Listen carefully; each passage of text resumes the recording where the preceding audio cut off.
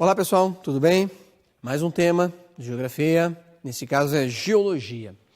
Muitos vão dizer que a geologia está fazendo parte da geografia física, certo? Aquela geografia estática que não tem mudança. Mas é o seguinte, hoje quando nós estivermos estudando essa parte da geologia, eu quero que você pense da seguinte maneira. Para que eu estudo geologia? Qual que é a importância disso? Pensa comigo, onde você mora, onde você vive, do que é feito a rua? Ela tem paralelepípedo, certo? Do que é feito a calçada onde você transita? Ele tem petit pavé, é uma calçada com rochas normais, uma calçada com cimento. Do que é feita a tua casa? Certo? Ou o prédio do lado? A construção civil, do que ela precisa? A pia, onde você lava a mão? Qual é a sua composição?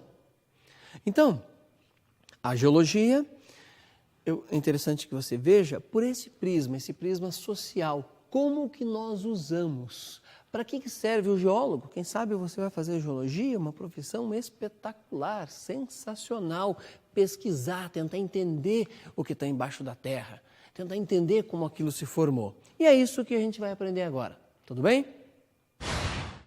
Pessoal, sobre a geologia, nós temos que definir algumas coisas. Geologia estuda a composição, estrutura e fenômenos genéticos formadores da crosta terrestre. Estuda naquele sentido que eu disse antes para vocês, tentar entender como ela se formou, mas por que eu quero saber o que tem lá embaixo? Pessoal, tem uma questão econômica. Um geólogo, quando ele procura, vamos pensar, ouro, petróleo, tá? Se ele procurar prata, seja qual for, cimento. No caso, ele vai buscar o calcário, né? Com o cimento você faz o cal e faz o calcário para a construção civil.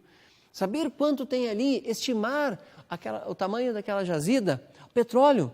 O Brasil, o tão alardeado pré-sal, o petróleo que está abaixo do sal, que é caríssimo para explorar.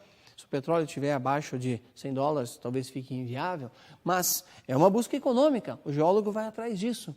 Mas você vai me dizer, eu não vou ser geólogo, o que eu quero saber com geologia? É uma questão social. Se um país que tem reservas minerais, como é o nosso Brasil, um mapa eu vou mostrar para vocês na sequência, não cuidar disso, o que vai acontecer? Ele acaba perdendo esta riqueza. Vou dar um exemplo simples para vocês, básico. Tá? O Japão não tem minas de ferro, não tem minas de estanho, né? Não tem minas de bauxita, nada disso. E se tornou uma potência. Por quê? Compra de nós a um preço baixíssimo, a preço, não dá nem para falar preço de banana, porque é muito mais barato que isso, eu não estou brincando, a tonelada de ferro que nós vendemos a eles. O que acontece? Pense, uma tonelada de ferro que não deve custar $20 hoje, e mesmo que seja $100, mas não custa 20. Os caras pegam uma tonelada de ferro daqui, lá de Carajás, depois eu mostro no mapa onde está isso, transformam num carro. Quanto vale um carro? Quantos $1.000 vale um carro? Isto é, pegar a matéria-prima e transformar em riqueza.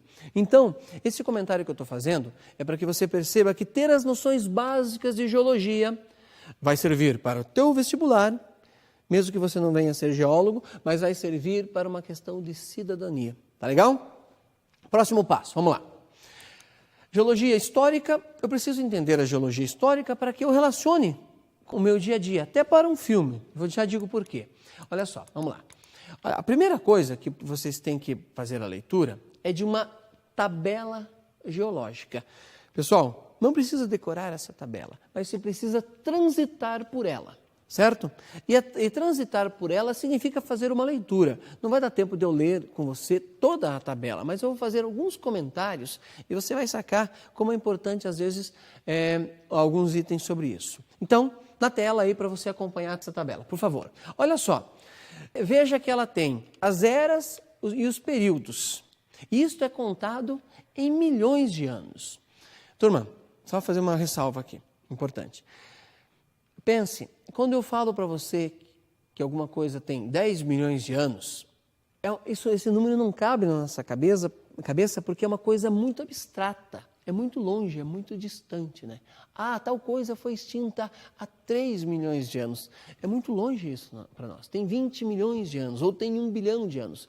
Isso são coisas muito longe que você só vai conseguir detectar através do carbono 14, que é onde se faz o teste, tá bom? Então perceba que é coisa bastante abstrata, por isso que eu falei que é interessante que você saiba transitar e grave os extremos. É isso que eu vou fazer agora. Então, vai para você novamente a tabela aí, depois você vai lê-la com mais tempo, mas agora já dou algumas dicas. Vamos lá. Você vai perceber ali que o período, né, que surge a Terra, quando as coisas estão começando a acontecer, o ciclo transamazônico, o ciclo brasiliano, tá certo? O período paleozoico, o período mesozoico. Uma maneira fácil de gravar, quando você está pensando ali no mesozoico, é só você lembrar, não tem um filme chamado Jurassic Park? Até para fazer um filme, o Spielberg precisou estudar essa questão aí. Os dinossauros viveram num determinado período. Olha para a tabela, olha lá. Jurassic Park, no caso, o período Jurássico, lá na era Mesozoica, mais ou menos 140 milhões de anos. Tem alguns desenhos aí que... Alguns não, vamos falar dos Flintstones, por exemplo. O homem vivendo com o dinossauro. Isso não aconteceu. Quando os dinossauros entraram em extinção, passou-se milhões de anos para depois do ser humano aparecer na face da Terra. Tá certo? Nós temos apenas... aí 4, 5 milhões, talvez, de presença aqui nesse planeta, e os dinossauros já tinham desaparecido há milhões de anos antes. Tá bom? Outro detalhe interessante, dá uma olhadinha na tabela. Quando você olha para a era Mesozoica ou o período Jurássico, o que aconteceu? O evento que aconteceu? O vulcanismo basáltico. Turma, o que foi o vulcanismo basáltico? O Brasil, por exemplo, houve derramamento de lava vulcânica. O interior de São Paulo, o interior do Paraná, o derramamento dessa lava vulcânica há milhões de anos formou uma grande camada, uma laje dessa lava vulcânica, que quando a lava se resfria, ela se transforma numa rocha basáltica, e quando esta rocha basáltica vem a apodrecer, ou seja, vai se deteriorando, ela transforma-se em solo. Esse solo é a terra vermelha, que algum tempo atrás o pessoal chamava de terra roxa. Por que chamava de terra roxa? Sabe o que aconteceu? O italiano chegou aqui, em São Paulo, no Paraná, olhou para aquela terra, né? Terra roça, terra roça. A tradução ficou para terra roxa, que na realidade é vermelha. Tanto é que o apelido no interior do Paraná, Londrina, Maringá e uma parte de São Paulo é pé vermelho. Por que é pé vermelho? Por causa daquela terra vermelha. Por que essa terra é vermelha ou esse solo é vermelho? Turma, o basalto, quando ele apodrece, quando ele vai se deteriorando, acontece a oxidação dos minérios de ferro contidos nele. Literalmente se enferruja. Daí vai dar cor ao solo. O que dá cor ao solo é a quantidade de ferro que existe naquela rocha. Já viu terra branca ou solo branco? Eles existem. Por quê? Com certeza, naquele lugar não tem o minério de ferro, o qual vai dar coloração para aquele solo. Isso acontece muito onde? No relevo kárstico ou no relevo calcário, onde tem rocha calcária. Geralmente está cheio de grutas. Isso acontece bastante no Paraná e também em São Paulo, onde tem uma quantidade enorme de cavernas. Essa região hoje é uma importante área para o turismo, para quem gosta de espeleologia. Os espeleólogos estão fazendo de tudo para defender esse tipo de solo e ele não seja transformado, esse tipo de rocha no caso, em cimento e calcário. Várias empresas brasileiras exploram isso e, é claro, você precisa derrubar todo aquele patrimônio artístico e cultural que é os espeleotemas para que seja transformado em calcário. O pessoal está brigando muito por isso em São Paulo e no Paraná, tá bom? Pessoal, eu mostrei para vocês uma tabela geológica e fiz algumas considerações sobre ela.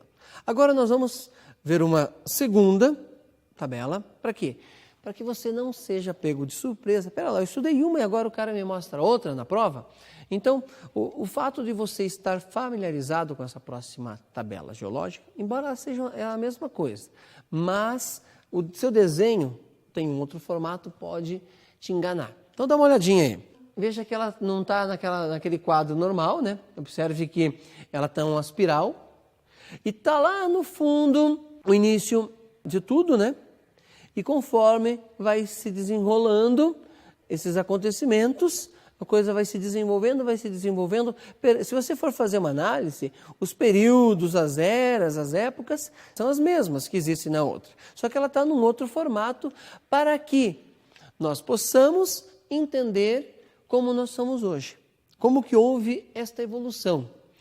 Para que fique mais claro essas duas tabelas, eu vou fazer uma analogia aqui com vocês. Tá? Já que eu disse antes que tudo, esses milhões, 10 milhões, 100 milhões, 140 milhões de anos, 340 milhões de anos, é uma grande abstração na nossa cabeça, é uma coisa muito longe. Pense que tudo tem um ano, certo? A Terra surgiu há um ano atrás, ou ela tem um período de um ano. Imagine que dia 1º de janeiro a Terra surgiu. Ainda era aquela grande bola incandescente, tudo estava derretido, nenhum sinal de vida, aquela grande fusão de rochas. Final de janeiro, as coisas começam a se solidificar. No início de fevereiro, há uma pequena formação de solo. Final de fevereiro vão surgir os primeiros sinais de vida. Janeiro, fevereiro, março, começam a aparecer algumas florestas. Abril, já tem pássaros voando, os dinossauros começam a aparecer. E o que tem que se desenvolver vai se desenvolvendo. Janeiro, fevereiro, março, abril, maio, junho. Em julho acontece a extinção dos dinossauros. Desaparece tudo. E assim vai. E a Terra continua, né? Vem julho, agosto, setembro, outubro, novembro, tudo continua se desenvolvendo, a vida, aquela ebulição. Veja, o homem não apareceu ainda. Vem dezembro. E assim vai até o dia 31 de dezembro. Perceba que a nossa estadia nesse planeta é muito pequena. É imperceptível diante de todos os outros eventos. Nós praticamente não aparecemos nessa escala. Se formos pensar em escrita, então, pense, a escrita só tem 5.000 anos. É coisa novíssima, muito recente. Tá bom? Turma, nós vamos agora dar uma olhada em alguns mapas sobre a questão geológica do Brasil. Por que isso?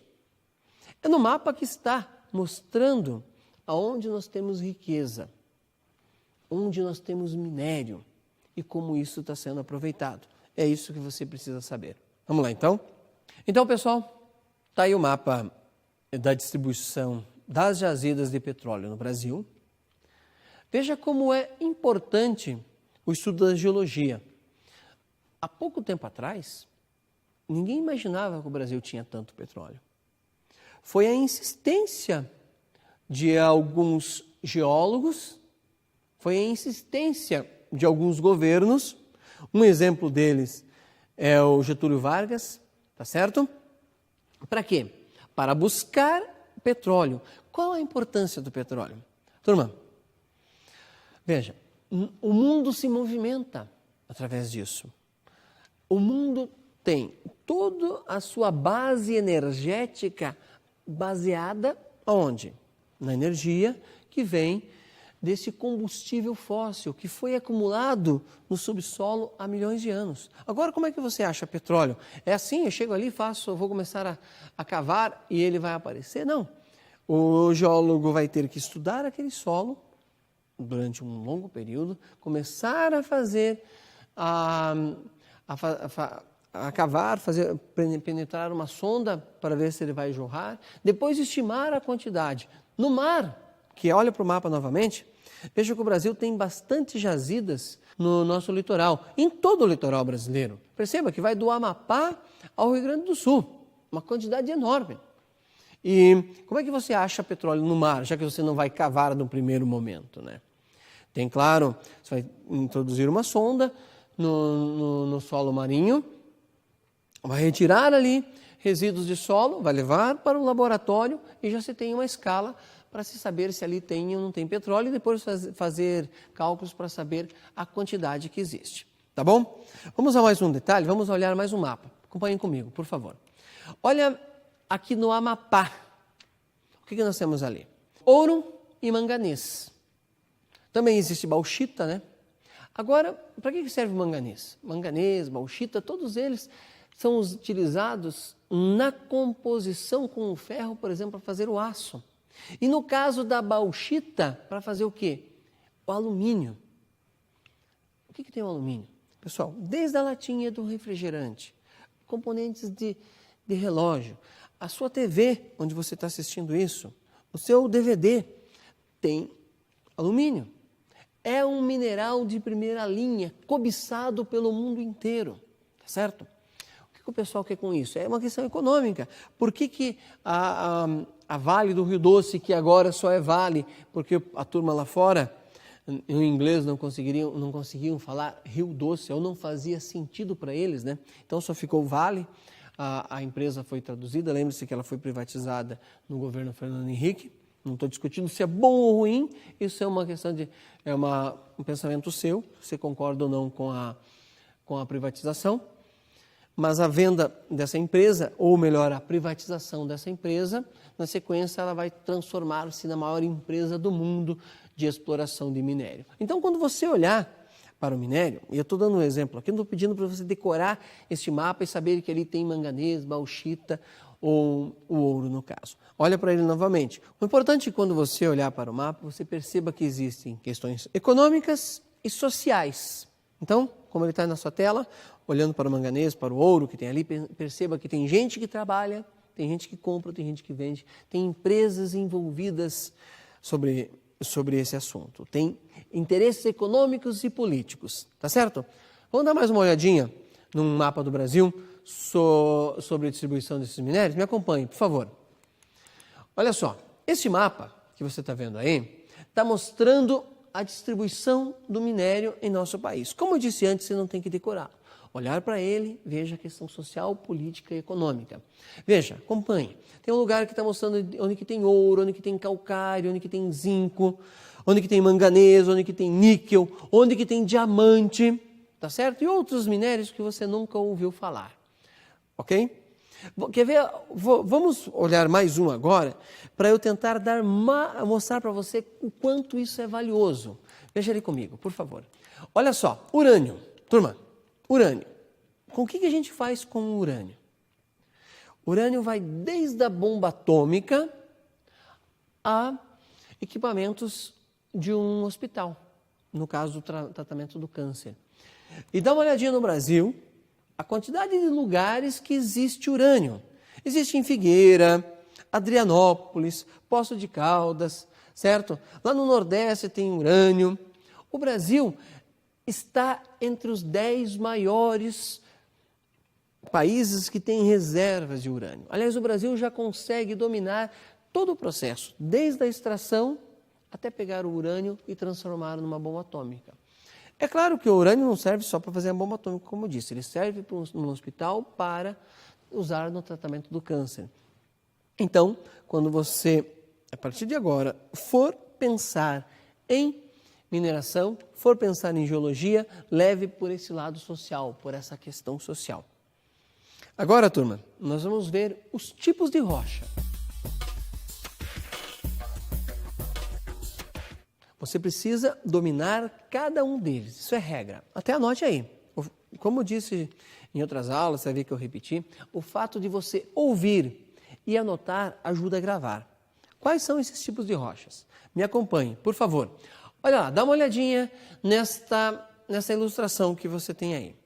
Ciclo das rochas, né? Você vai ter uma rocha sedimentar, rocha metamórfica, uma rocha ígnea, tá? E sedimentos soltos. Mas o que me interessa mesmo é que você saiba, lembra do magma que eu disse antes? O magma está associado às rochas ígneas. O que é uma rocha ígnea?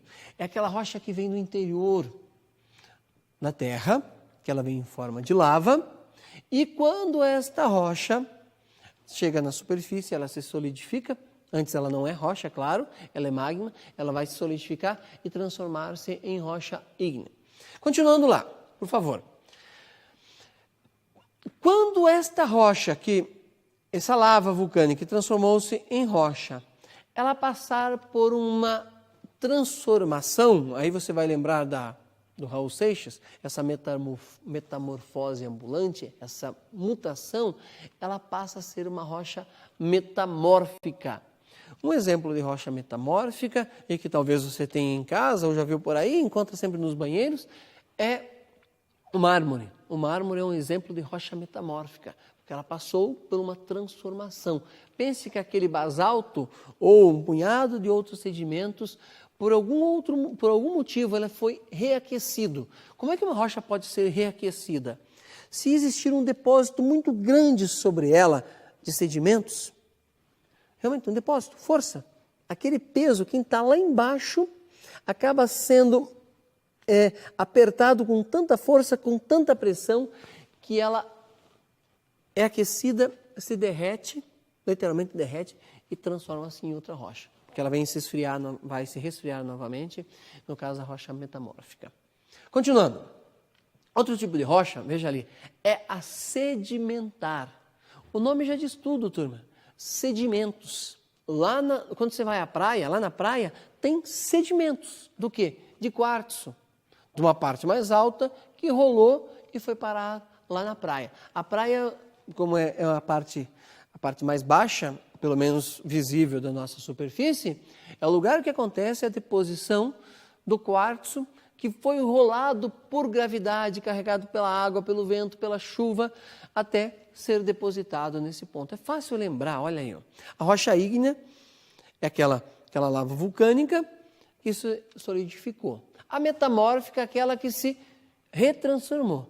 E o sedimento é aquela deposição, no caso o arenito, que tem em Vila Velha, no Paraná, que é uma paisagem muito divulgada pelo Brasil. Por exemplo, tem a taça, tem a garrafa de refrigerante, tem a tartaruga. Ali é depósito de sedimentos e formou aquelas rochas. Você pega, ela começa a esfarelar. Ela é uma rocha fácil de você diluir na sua mão, formando um monte de areia. Por isso, rocha sedimentar. Você sabe o que é intemperismo? Acompanhe aí, pessoal. Conjunto de processos físicos, químicos, biológicos que ocasiona a desintegração e a decomposição das rochas. Pessoal, este conceito você não tem que decorar, você tem que entendê-lo. Vamos lá. A rocha, durante o dia, recebe a luz do sol. Se ela recebeu a luz do sol, ela vai aquecer. Se ela aqueceu, ela dilata. À noite, quando não temos mais a luz do sol, esfria. Portanto, a rocha vai se contrair. Dilatação e contração faz a rocha se quebrar. Isto é a parte que fala ali, ó, processo físico. Tá certo? Processo físico, dilatação e contração. Vamos ver um exemplo de processo químico. A água da chuva dissolve os minerais. Além da água da chuva bater com força na rocha e ajudar a quebrar, ela, com a química H2O, ela acaba dissolvendo os minerais que tem na rocha e ela vai carregar. Então, a água é um elemento químico e físico também. E no caso da temperatura, é só um elemento físico. As raízes das árvores também é relacionado ao processo químico. A raiz da árvore ajuda, com as suas enzimas, que ela vai soltando na água ou na terra, ajuda a dissolver, ajuda a transformar a rocha. E, ao mesmo tempo, ela é um processo químico. Veja, claro que eu vou fazer uma analogia e você vai depois estabelecer a relação. Mas a raiz da árvore não quebra a calçada onde você caminha, ela também quebra a rocha, ela vai entrando nas fendas e vai provocando a erosão, ajuda na erosão, que vai daí na sequência fazer com que tenha a rocha sedimentar, tá bom? Segunda parte, dá uma olhadinha comigo, por favor. Olha ali, ó. Veja esse desenho, tem aí na tela. A primeira parte, pessoal, a primeira parte do desenho que você está observando ali é a parte de solo. Mas antes, tudo era rocha. Olha a parte de baixo, certo? Aqui é a rocha, mas antes ela vinha até aqui em cima. Com o tempo, foi acontecendo os dois processos que eu disse para você anteriormente, o químico e o físico. E a rocha foi se transformando, foi se modificando. Perceba que aqui na parte intermediária tem ainda solo misturado com rocha. Aqui em cima nós só temos solo e é a parte mais escura. O solo, quanto mais escuro ele for, quer dizer que ele tem mais matéria orgânica, ou seja, melhor para a planta. Tá bom? Segundo passo que eu quero que você veja. Vamos lá. Turma, tem aí, esse aqui é um morro testemunho. Dá para dizer para você que é um morro testemunho. Esse morro vai cada vez mais se diluir. O vento batendo ali, a chuva vai desmanchando. Com o tempo, essa rocha vai se transformar em solo e o sedimento dele vai ser carregado para a parte mais baixa. Pessoal, então tá aí algumas dicas sobre rochas. Espero que você tenha gostado. E relacione isso com o seu dia a dia. Comece a olhar para o ambiente onde você vive, comece a analisar. Se pergunte como é que é a sua calçada, como é que é o calçamento da sua rua. Se pergunte como é que é a sua casa, a pia do seu banheiro, o que tem o que você usa de combustível, no caso a gasolina, o óleo diesel, como é que as mercadorias chegam até a sua casa. A partir daí, você vai perceber que geologia faz parte da nossa vida. Ela está presente em todas as nossas ações. Valeu? Bons estudos, até mais.